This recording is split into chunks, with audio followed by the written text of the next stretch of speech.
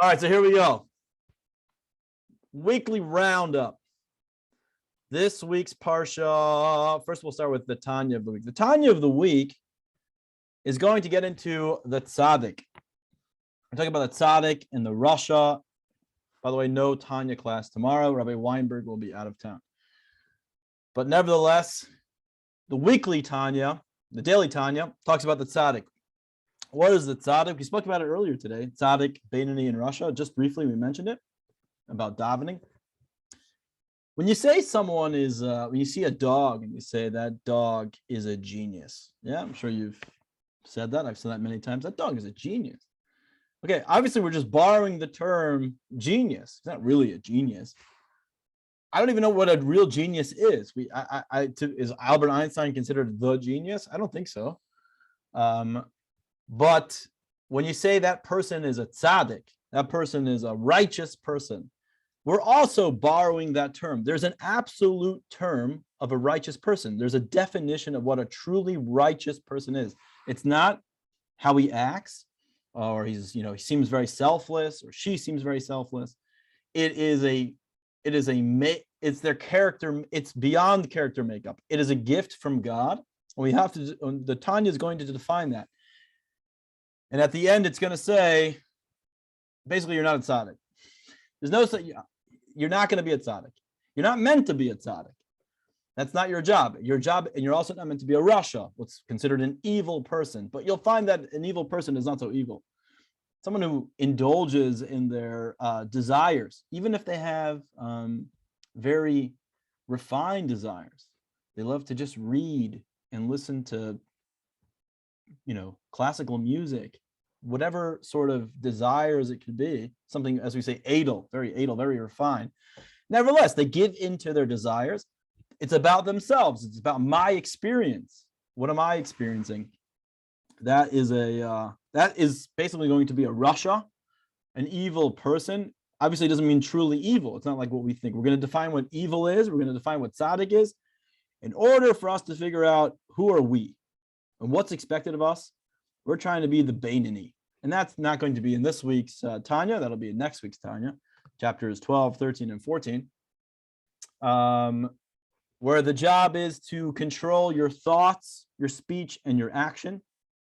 And everything should be, you should try your best to serve God. Everything should be for God. I'm not doing it for myself.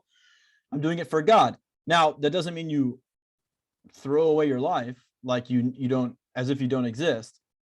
You don't say, you stop eating or anything like that. You have to think about yourself. You have to take care of your body. In fact, the Torah says the body doesn't belong to you. You have to take care of it because you have to give it back. That's one of the reasons why we can't have a tattoo. If you want if you already had one, we can discuss it after. It's not, don't make any drastic changes right now. But one of the reasons why you can't have a tattoo is because it's considered some sort of mutilation to the body. You have sort of taken ownership of the body. And you think you can do whatever you want. You can manipulate it. That's why you don't believe in cremation, because the body doesn't belong to you. The body belongs to God. And therefore, you have to take care of the body. So you have to be in tune with your body, listen to your body, and not abuse your body. But Tanya really just talks about the tzaddik this week. When we get to, when Rabbi Weinberg finally gets to the tzaddik, you'll know it a little bit more. This week's parsha, we're moving into Shemos, called Exodus, I think. Shemos literally means names, but it's translated in English as Exodus. The Chumash, the next 6 parshas of the Torah are called Exodus or Shemos, and these are actually called Shoivavim. This week, the next 6 weeks are called the Shoivavim. The Shoivavim means the sixes. It's an acronym. Shoivavim is an acronym for the 6 parshas. Let's see if I know them. Shmos, Vayera, Boy, Beshalach, Yisroi, and Mishpatim. So we're going to go into Egypt. We're going to leave Egypt. We're going to get the Torah, and we'll learn some laws of the Torah. So we're going into Egypt now, which is very relatable, and we'll talk about it. I feel like we should get ready for the Pesach Seder, Passover Seder. And I just want to point out something. The Torah was given in the year 2448 2,000, almost 2,500 years after creation. 2,500 years. People will often ask, it was really asked mainly in the 1700s when Hasidus came around and it became more popular and it became, people were really accepting it as part of Torah. They argued, what do you mean? We've never had such a thing before. All of a sudden, things have changed. There's this thing called Chassidus. Things change. That's the bottom. Things do change. There are times when something isn't needed, and then it comes in. God says, now it is needed. The Torah didn't exist for 2,500 years. That's insane. 2,500 years. There was no Torah. Abraham, Isaac, Jacob, Adam, Eve, all these people, yeah, they learned some sort of Torah. They knew the laws to some extent. It's not very clear what they knew and what they did. But the actual giving of but it was actually, to a certain extent, it was meaningless. And the Zohar and the Talmud get into that. It didn't have any effect upon the world. It really just set up the generations, the progeny, to be able to have the ability to carry it out. It was familiar, so to speak. That's one explanation. But it didn't have an effect upon the world. Only once the Torah was given into the world, and we'll talk more about that by Parshas Yisro, when we talk about the Torah being given, it says the Elyonim yardu tachtoinim, and the tachtoinim mailim le'elyonim. That the upper worlds, the spiritual worlds, and the lower worlds, the physical worlds, remain separate until the Torah came. What actually happened at Mount Sinai? What was the event that really took place? Physical and spiritual can now merge as one. They can affect one another, have an effect upon one another. And that's why the famous line that my friend, my old roommate, who's now the Chabad rabbi at Cornell University, says, he has it at the tagline of his email: our job is to spiritualize the material and materialize the spiritual. We're bringing heaven down to earth. We're not interested in leaving the world, creation, physical world. We're trying to bring down heaven here. We're not people who are trying to get to heaven. We're not really into that. And we'll actually get into a little bit of that. So things change. Now, in order for us to get the Torah to be a receptacle, if you want to receive, you have to have humility. And that's part of the bondage story that we're going to go through, slavery. It didn't have to be as cruel as it was. And God is going to make sure that the Egyptians get what they deserve. But nevertheless, we have to go through a period of humility. And that is what, in order for us to be able to receive the Torah, that's the entire point of slavery. That is what Abraham, Isaac, and Jacob and everybody was working for. That was what they were working towards. That's why Yaakov was so concerned about this, marrying this woman and having this kind of son, and this particular son being in his life, namely Joseph and Benjamin. They have to have their, Yehuda, everybody has to have their place because they're all part of this mission. Without them, the Torah won't be accomplished. The Torah needs to be given in this world, and it has to be given to certain people, and those people have to be of certain character and traits and background and ready for it, and therefore they'll be able to carry it out. He wasn't doing it for some selfish reason. He wasn't trying to have a legacy. They weren't interested in their own legacies. That was actually it's kind of a new concept to me. This whole idea of leaving a legacy. That's not what they were about. Yaakov doesn't care if you know him or you don't know him. He needs you to get to the Torah. And the whole process that's going here, the whole point is to get to the Torah. We need the Torah and what the Torah does, what it's trying to accomplish, the effect it's going to have upon the world. So that's where we're going over here. And I want to just I want to begin with how the last week's Parsha ended. We have this concept in Torah. The Talmud talks about it very often, that whenever you begin a story, it can begin with something negative, but it should always end positive.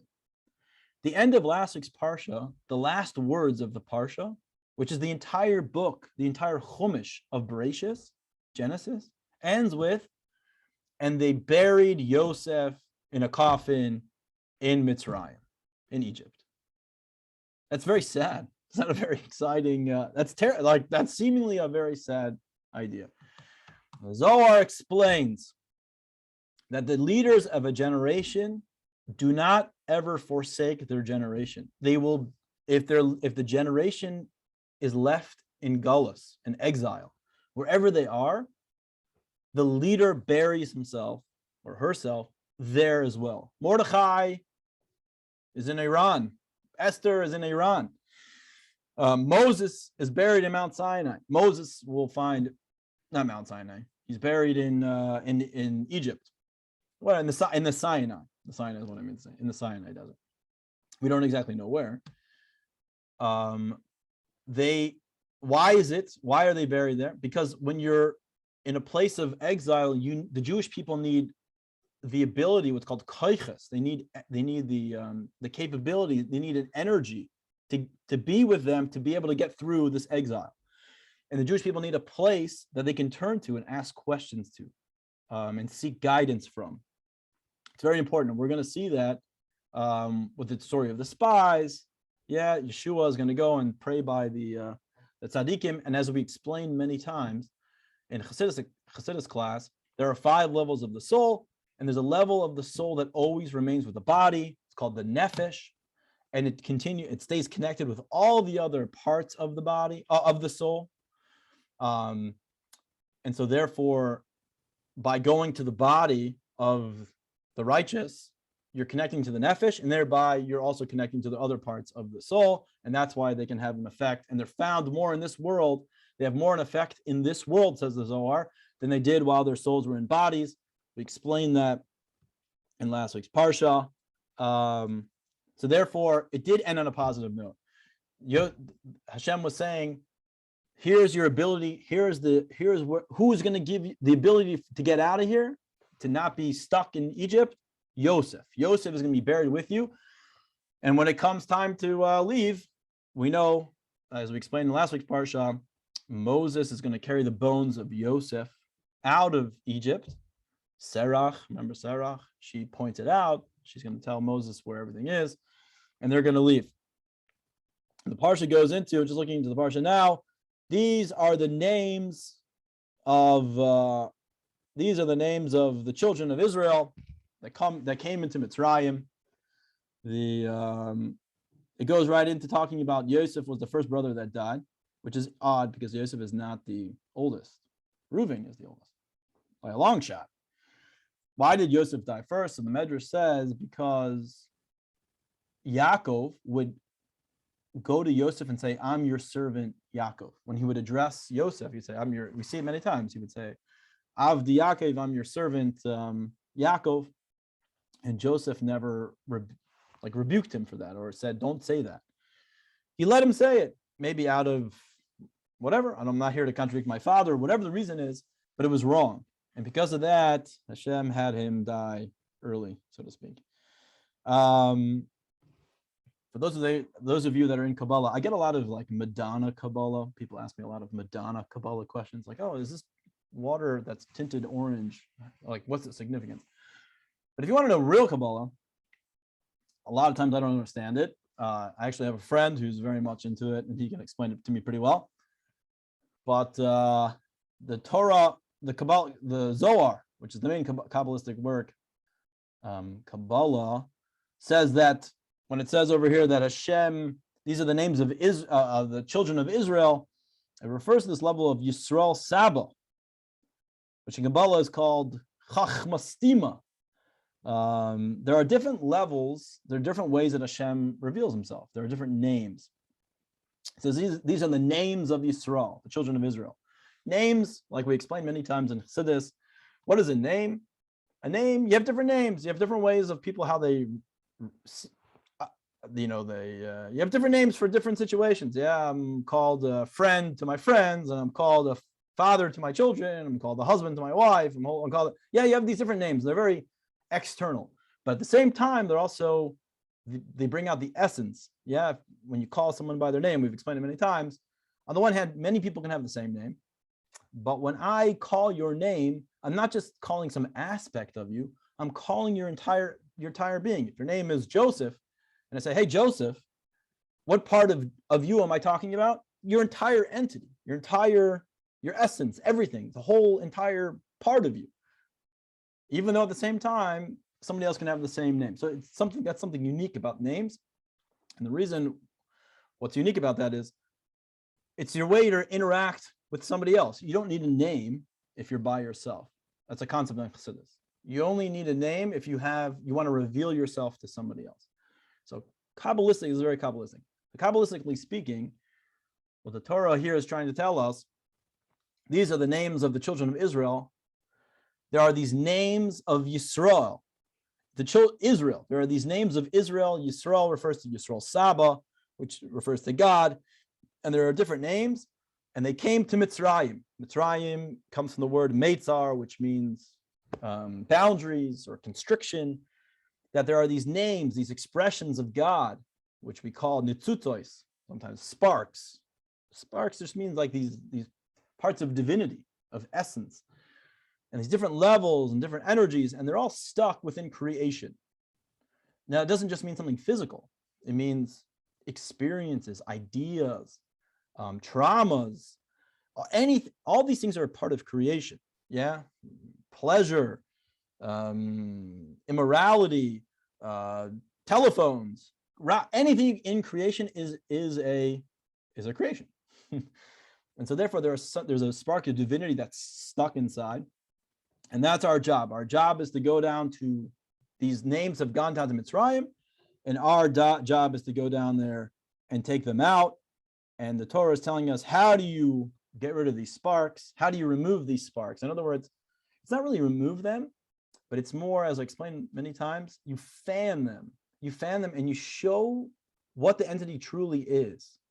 You don't really try to fight with it. You just, what's the truth in this concept? Everything, it says in the Torah, everything has a mixture of good and bad in it. Everything can be used out for good or used out for bad. Even something seemingly so negative has a positive, it's meant to, there's something positive about it. And you have to try to see what's the positivity in it. And it's not just some cute little thing, positivity. We mean like, what's the godly entity inside? How do we use it out in service of God? Meaning to better man, to better creation, to bring out the glorification of God. And our job is to fan it and focus on it. And everything else is nothing. It's called klipa, sitra achra. It's just there to serve it. That's our job. And the way to be able to approach this properly, says the Torah, and this is what we're getting at in this week's Parsha, is through humility. True humility. Not saying I'm a nothing. Yeah, what's the joke? How's it go? Guy is sitting in yeshiva, and or sitting in shul. They're sitting in shul, and he says, he's trying to be humble. I'm a nothing. What am I? I'm a nothing. And the other guy goes, I'm a nothing. What am I? I'm like, I'm so nothing. He goes, you're not a nothing. I'm a bigger nothing than you. Whatever. It's like, that's not real humility, is to say that I'm a nothing. Real humility, as we're going to find out in the coming Parshias, it says that Moses was the most humble man in the world. That means not just Jew, not Jew, everything. The most humble person in the world, which is an incredible statement, considering he's the one that, what he's going to do? He's going to carry an entire nation from within a nation, carry them out, destroy the empire, the greatest empire perhaps that ever existed. Going to destroy it in less than a year. And yet he still remains very humble. That's because Moses knew what his strengths and what his weaknesses were. And he said, all my strengths, that I'm a product of my environment and I'm a product of God. Everything that I have was given to me. Either I was influenced by the right people and I lived in the right places. And we're going to get into why did he live in Pharaoh's palace? Seemingly inappropriate. Yeah, to be the leader of the Jewish people, should have lived amongst the slaves. Well, no, perhaps not, actually. He was in the right environment, he had the right education, everything was given to him, and it was all given to him. He knew, I come from good stock. What do you want from me? And because of that, he recognizes strengths and he recognizes what he couldn't do. That's why he has brother together with him. And that's true humility. And that is what's going to be prerequisite to get the Torah and to have an effect upon the world. So moving on to the Parsha. The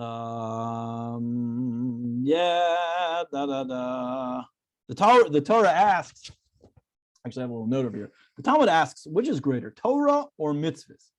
So the Gemara answers, Torah is greater, because it leads to mitzvahs. And then the Gemara goes on and says that hamaisa hu ikr. The action is the main thing. Torah study is very important, and it's very holy, and it's very spiritual, and it's very pleasurable. Yeah, you understand like a deep concept, you work through an issue, you work through a problem in your mind. There's a great pleasure from that. And the Torah very much wants you to live a life like that, but we live a life of action. The question is, should we all move to Israel right now? Israel is it's the holiest place. And even now, with all that's going on in Israel, nevertheless, it's still meaning with the government, and maybe it's not very frum, not very religious, but nevertheless, to live as a Jew in Israel is incredible. It's plenty of kosher restaurants, if you want to say, plenty of places to learn. Everybody comes there. It's very easy to walk around with a yarmulke over there and feel very proud. You just want to do it. And it's the learning there. The Talmud says learning in the land of Israel is on a higher level. Whatever. The air is different over there. Is that what we should do? It's very pleasurable. It would be very pleasurable to live as a Jew over there in Israel. And the truth is no, because we don't seek pleasure. That's not our job. Our job, although it does feel good and it is pleasurable, our job, we're not here for pleasure. At least not yet. We're here to do and to gather the sparks. We can't just leave the whole entire, all these, these sparks that haven't been elevated or dealt with and whatnot to go to Israel, to flee. At least that's Chabad's approach. Maybe a lot of people disagree with that. That certainly was the Rebbe's approach. That was certainly Chabad's approach. We have a job to do. We're not here to seek pleasure. We're here to do what we got to do. One time a chassid said to the Mittler Rebbe, the second Chabad Rebbe, the son of the Alter Rebbe, the first Chabad Rebbe, I want to live in Israel. I need to, I have nothing here to do. I want to go live in Israel. And he says, Machda Eretz Yisrael. Make here Israel. You don't have to go there. You can make here. Create an environment that's like Israel. So what happened? Why did we get into slavery over here? We got into slavery because they saw, the Torah says, we started multiplying very rapidly. We would have 6 kids at a time. And the Egyptians were getting scared. Pharaoh was getting scared. He said there's going to be a majority of people, majority of voters are going to be Jewish. And the majority of businesses will be Jewish. And they're going to be able to just do whatever they need to do, whatever they want. I'm going to lose my power. So he said, we need to figure out a way to curb that. So the whole process of slavery, becoming slaves, didn't happen overnight. I think it took decades. It took decades. And how did they do it at first? What did Pharaoh do at first? He said, we're going to build 2 cities, and they're going to be the greatest cities on the face of the planet. People are going to marvel at what we accomplished, and we're going to be the top of everything. And Pitom and Ramses. And he said, who would like to take part and volunteer in making this city incredible? So naturally, Jews want to be part of we want to be accepted, much to, for better or for worse. And we volunteered right away, and we started really getting involved. And then it became more pressure. They started putting more pressure on us to keep going and keep doing it. And like, oh, you can't let us down. You're the people that are going to be able to do it. Until eventually they started putting a quota on us and saying, you better do this or there's going to be consequences. And then ultimately it led into slavery. That's basically how it did. And it didn't happen. It happened for a long time. It took a long period of time. The whole episode took about 210 years. From the moment we started getting involved in Pitom and Ramses, basically as soon as Joseph passed away, until we left was 210 years. And the real bitter years were for 81, the last 81 years, which as the rabbi would say, wasn't so bad. It was bad, but it wasn't so bad. Rabbi Silverberg, I heard him say that once. So the last 81 years was how terrible it was. And the only tribe that didn't buy into it was the tribe of Levi. Because if you remember from the blessings of Yaakov to Reuven, Shimon, and Levi, they weren't much of blessings. They were serious rebuke. Now, everybody got the same blessing. by the way. All the children got the same blessing of whatever positive blessings. And then Yaakov, on his deathbed, spoke to each one of them, basically saying something that was unique to their character. Hopefully something good. In the beginning, it was certainly something bad. And Levi was so distraught because Yaakov said, you destroyed Shechem. You're such a hothead. You're looking to destroy. You pull out your sword. You kill. It's disgusting. And Levi really took it to heart. And Levi said he was resolved at that time that I will never act out. I will never, I'm going to change my ways 180 degrees. And he did. And became a stiff-necked person, very strong. That same strength, that same drive was redirected. Which means if you're a person that's very driven, just first of all, a nice lesson here. If you're a person that's very driven, the Kotzker Rebbe, who was amazing, has a vart. He says, as an idea, he says, if you break a desire, you try to break a desire, you're left with two desires. If you have an unhealthy desire for something, it's because it's coming from an unhealthy place. There's something unhealthy going on within you.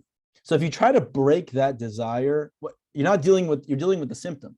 Yeah, a person has an unhealthy desire, whatever unhealthy habit they may have. Breaking the habit is not what's going to solve the problem. There's some underlying issue, says the Kotzker Rebbe. If you just break that one habit, that one desire, he's going to have another desire. And you're going to be he's always going to be dealing with both. You have to get to the core. He's a broken person. So you can't, if you break something that's broken, you're just going to have more broken pieces, so to speak.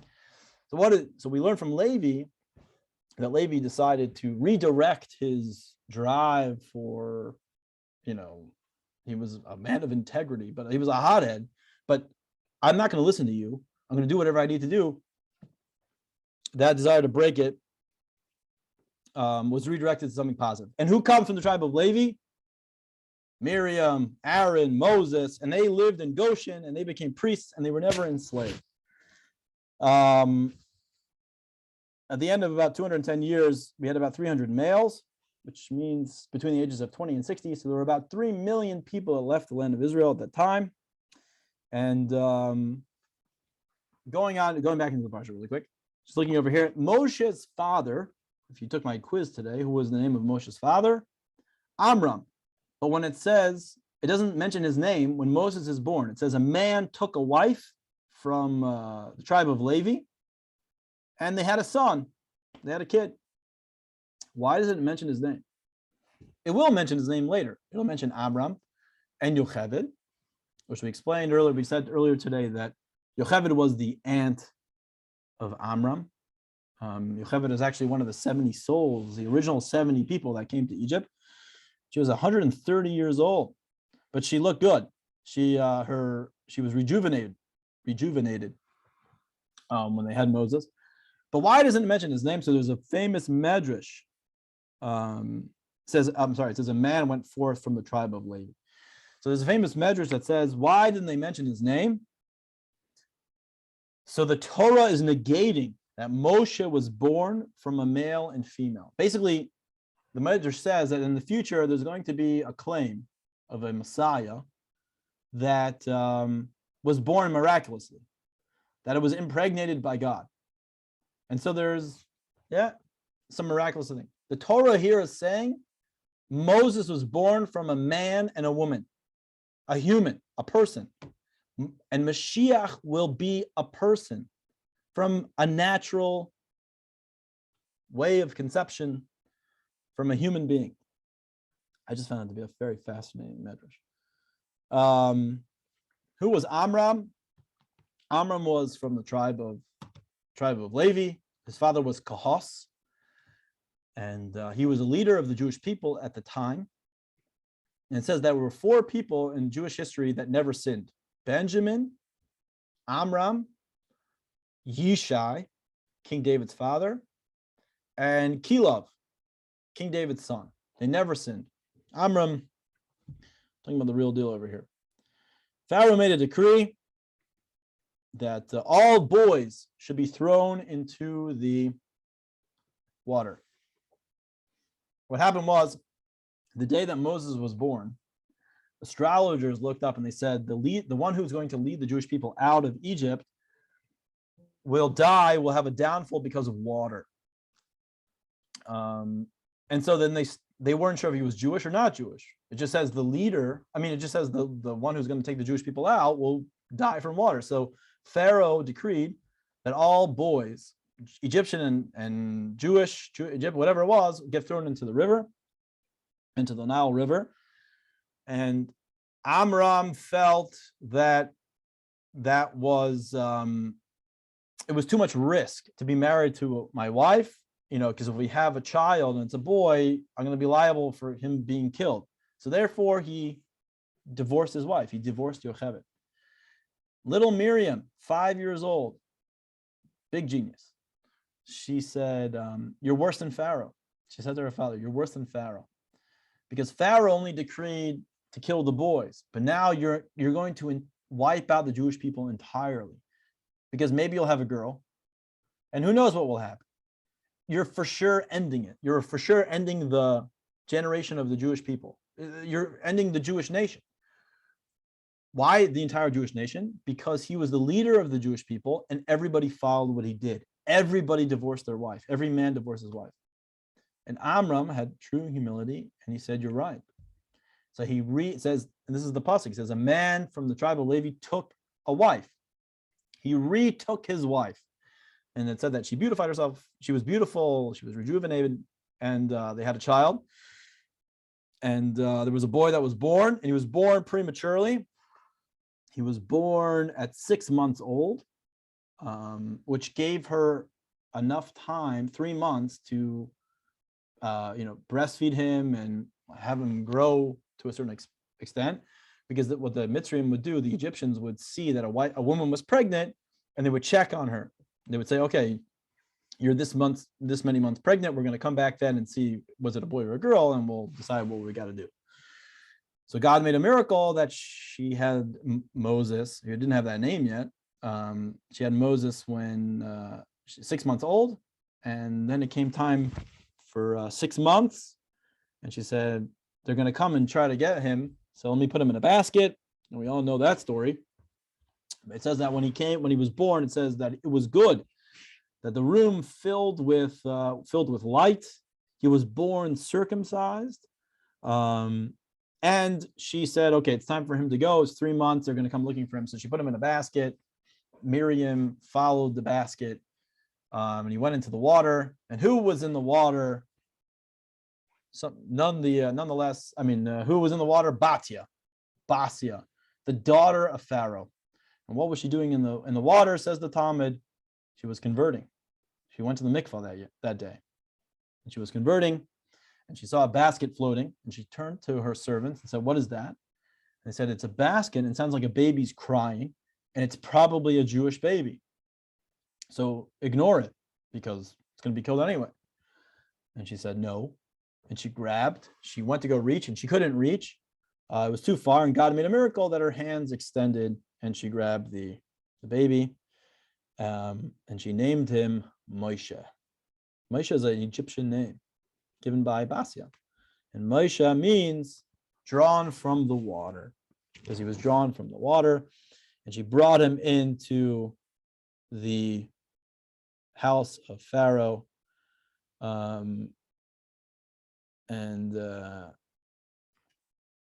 Kabbalistically speaking, what's the significance of being drawn from the water? Why water? What's this whole emphasis on water? Torah says that the Zohar says there are 4 elements into creation: earth, wind, water, and fire. Dirt, like earth, wind, water, and fire. So it says that the only element that descends down, earth kind of like remains flat. Wind kind of moves in all directions. Fire ascends, but water moves down. The concept of humility, and that's what Moshe was all about. True humility. He was if you want to know Kabbalistically, the sphere of Malchus. Malchus only receives. It has nothing of its own. It receives. It's an open vessel, and it receives. And therefore, it has everything, because it's an open vessel. It can receive. It doesn't have its own. Nothing else gets in its way. So why did God have Moshe brought up in the house of Pharaoh? So the Ibn Ezra, Ibn Ezra, he was a poet. Ibn Ezra has a crater on the moon named after him. So the Ibn Ezra says Moses needed confidence, and if he was going to be born within slaves, even the leader of the slaves, nevertheless, there's going to be this there's a certain level of slave mentality. As we're going to find, majority of the Jews did not want to leave Egypt at the time of the destruction. They felt we can't do it. Yeah, they had the Brooks. You ever saw the movie Shawshank Redemption? He was institutionalized. Most of the people, they were institutionalized. Majority of the Jews, they didn't leave Egypt. They didn't want to leave Egypt. They felt we couldn't do it. But Moses, God said Moses can't be around such thing. He has to have a place of pure confidence. Therefore, he grew up palatial. He grew up with everything that he needed. And he had great confidence. So that's according to the Ibn Ezra, why he was there. So the why he grew up in the house of Pharaoh. So Moses went out. It says Moses went out one day. He went out and he saw an Egyptian man beating a Jew.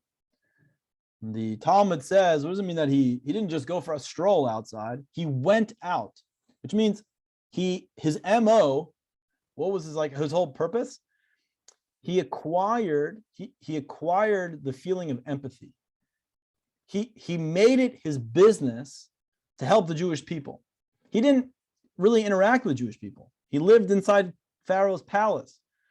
And so therefore, it wasn't necessarily, it seemed that it was so natural for him, perhaps, to help an enslaved people. I'm not going to, you see something going on, sometimes you're just I'm just going to walk away. What, I'm not going to get involved in that. That's not my problem. It's not my fight. Moses made every fight his fight, but and specifically the fight of the Jewish people. He made it his issue. And who was fighting? It was an Egyptian taskmaster beating up a Jew. And the Jew that he was beating up, it's a horrible story. The wife of this Jew was a little bit, she liked that, she was kind of trashy. She's a bit of a lowlife. She went around, she liked to sleep with other guys. She wasn't exactly top, she didn't have the best character. She wasn't, whatever. She went around, she liked to walk around. I don't know if she worked so much. She hung around the streets, it says. She hung around, talked, a lot of talking. She was a big talker, yada, yada, yada. And the Egyptian man thought she was attractive, and he tricked the husband and had him work through the night. And he went and he slept with his wife. And she didn't realize it was him. And I think eventually she did realize she didn't realize that it was an Egyptian. And then I think she did realize, and she didn't really care. So the Egyptian man was basically making fun of the Jewish guy, saying, look, I slept with your wife, and perhaps she didn't care, and just really embarrassing him incredibly. And this is one of my favorite lines of all time. Moses saw this, and he looked left and he looked right, and then he killed the Egyptian. Why does it mean he looked left and he looked right? So there's a concept in Pirkei Avos, something in Pirkei Avos that says Hamakim she'ein ish lishtadol lihos ish. Where there's a place where there's no man, you stand up and you act like a man. What does that mean? If you see that nobody else is stepping up to do what's right, you have the obligation to do what's right. He looked left and he looked right, and he said, is anybody going to do something about this? And he saw that nobody was going to do anything about it, and he killed him. And then he buried him. And not only is that a fascinating story, but who did he protect? He kind of it was like a loser. The Jewish guy, unfortunately, it was called a nebuch. Who cares? Nobody's probably even friends with this guy. His wife, she's not of the greatest character, the greatest type of person. And that's who Moses risked his life for. That's who he stuck out. That was his first attempt to deal with the Jewish people. And he wasn't just some stupid guy. He was a person of great character, of great strength, of great wisdom, to say the least. And this is who he stuck up for. And this is what he was willing to risk his life for. And that eventually was going to get him in trouble, because Pharaoh saw that I can't trust Moses anymore. So Moses had to run away, and he ran away, and he went to Midian, where he met where Yisro was, his future father-in-law, who had a bunch of daughters, 7 daughters. Imagine walking into this.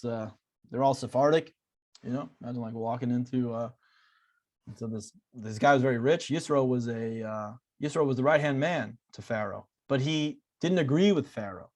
Pharaoh wanted to throw the boys into the river. Yisro said, "Don't do that," and Pharaoh didn't agree, and he kicked him out. He was rich. I mean, what's his name? Yisro was already rich, so it was fine. He left, whatever. But he went to Midian, and that's ultimately where Moses ran to. He ran to him. I'm sure he knew him, to some extent. So anyway, he goes in, he takes his wife, Zipporah, beautiful, stunning, drop dead gorgeous, and a woman of great character. And he lives his life as a shepherd. He's like, I'm done with that life, man. I'm going to just live my life cool and great and whatever. And we all know the famous story that one of the sheep runs away, and thousands of sheep. Okay, one sheep runs away, but no, Moses went out of his way and endangered himself to go get that sheep, and he lifted up that sheep and he cuddled that sheep, and God said, this person is the one that's ready to take care of my people. Look how careful he is, even with somebody else's sheep. Nothing sheep, whatever. Let the lions eat something, But nevertheless, he goes and he gets it, and that's where he sees the burning bush. And where does he find that sheep? He finds him travels all the way to the land of Israel, to Jerusalem. It's kind of a long way. I'm not sure how long it took, but it took a long way. Nevertheless, it took a long way, a long time. And God has the burning bush. It's a thorn bush. Without getting into so many details, God says, remove your shoes because you're on a holy place. Say there. God says, okay, now it's time for the redemption. So Moses says, okay. And God says, I need you to go do it. And Moses says, no way. I'm not interested. He says, who am I? God says, no, I really want you to do it. And there's a back and forth, I think 70 times. Moses says, no way. Why did Moses say no? So the Zohar explains that there were 2 souls that came into this world, and they come from the world of Tohu. The world of Tohu, like we explained many times, there was the world of chaos. We live where the light, these types of people, there's so much energy, they're not within, they're like beyond their skin, their own skin, their vessel, they have too much energy for the vessel, and they're like all over the place. The way that expressed itself in Moses was he had a stutter. He couldn't communicate well, properly. He stuttered. He had a stutter, and he said, "I have a stutter. I can't go speak." And God said, "What are you talking about? God says, am I not the one who gives man the ability to speak? If I tell you, you can go and communicate, you can go ahead and communicate." But Moses knew that, says the Zohar. Moses knew that. What Moses is saying is, I'm from a different world. Enoch, by the way, was the older person that came from the world of two. Moses said, I'm from another world. I don't know how to communicate with these people. I'm beyond everything. I'm not, you know what I mean? Some people, you have these types of people that they just can't communicate with other people. Jerry Seinfeld always talks about comedians. They're like, they can't really talk to people. So they make jokes, they talk at people, they whatever, but they can't talk to people. They can't be involved with people. Moses said, I can't be involved with people. I'm not that kind of person. And God says, I know. Nevertheless, what you have, it's going to take that type of person to break through all the other manias v'yekuvim, all the other obstacles. We're going to need you to break through them. You're the man to do it. But don't worry, we'll have Aaron. Aaron will be your spokesperson, your brother, and he'll be the one that'll be able to take through it, get through and talk to everybody. And the Zohar, the Talmud says that in every generation there's there's an ishpastusha de Moshe, that Moses is not just one person that existed a long time ago. Now, that Moses did exist, but the soul of Moses exists in every generation. There's a Moshe of every generation. The Talmud says, just like Moses was in his generation, Mordechai was of his generation, and so on. In every generation, there's a Moses of the generation. There's this person that's beyond, is the leader, comes from a much higher place, beyond, does things beyond. I'm just reminding myself, by the way, when we say that dog was a genius, is there a word for, is there like an absolute genius? So there's a medrash, I believe, or it's either in the Talmud or the medrash. It says a person, they once wanted to show you how brilliant these sages were. It's not a normal brilliancy. They're not just smart, very smart people. I've told this before. So they brought, I think, Rabbi Meir to I'm not sure exactly, I think maybe Rabbi Meir, they brought him to a tree and they said, how many leaves are on the tree? And he says, 3,297. They take him away and they take away 7 leaves from the tree and they bring him back and they say, how many leaves are on the tree? And with one glance, he says 3,290. What they were trying to say is they're not normal. It's not like a normal genius over here. It's not like a very smart person. This is a different level, a savant. This is like a different type of, these leaders are of a different caliber. Obviously tzaddikim gemorim, the ultimate righteous. And with that, Moshe is going to go down to Pharaoh, and he speaks to Pharaoh with nicely.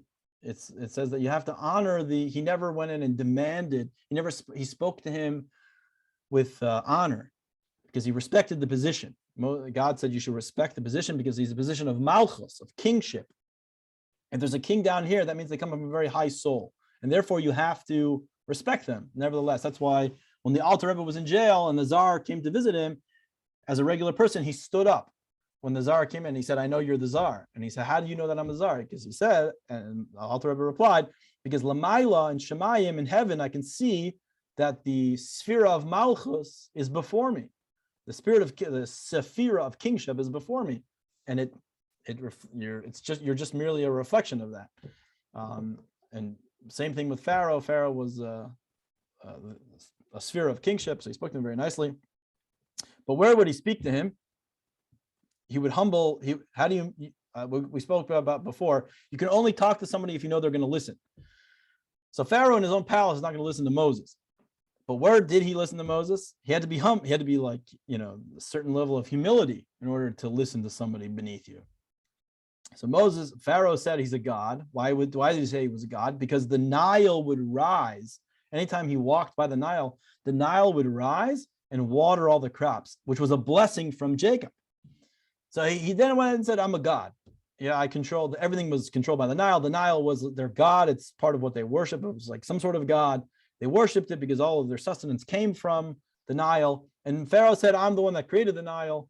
See, I have control over the Nile River and whatever. And he said, I don't defecate. I don't go to the bathroom. I'm a god. I don't go to the bathroom. Pharaoh would wake up very early in the morning and he would go to a place where nobody would see him, and he'd go to the bathroom in the Nile. And Moses knew this because Moses grew up in the palace. I guess not everybody didn't know, but certain people knew. Moses certainly did. And that's where he would go speak to him. And Pharaoh was like a little bit flustered and embarrassed, and okay, what do you want for this? You know what I mean?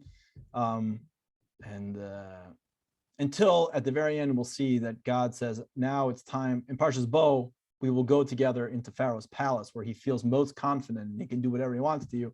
We're going to break him over there. And we'll talk about the psychology of this as the days and the weeks go on. But for that, we will stop here. Does anybody have any questions?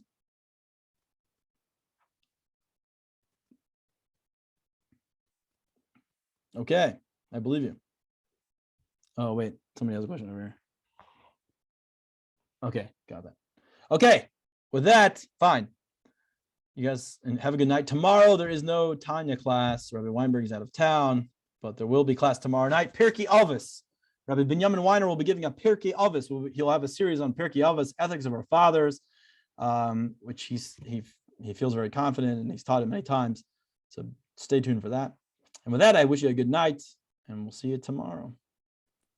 Thank you. Sure. Good night, everybody. Good night.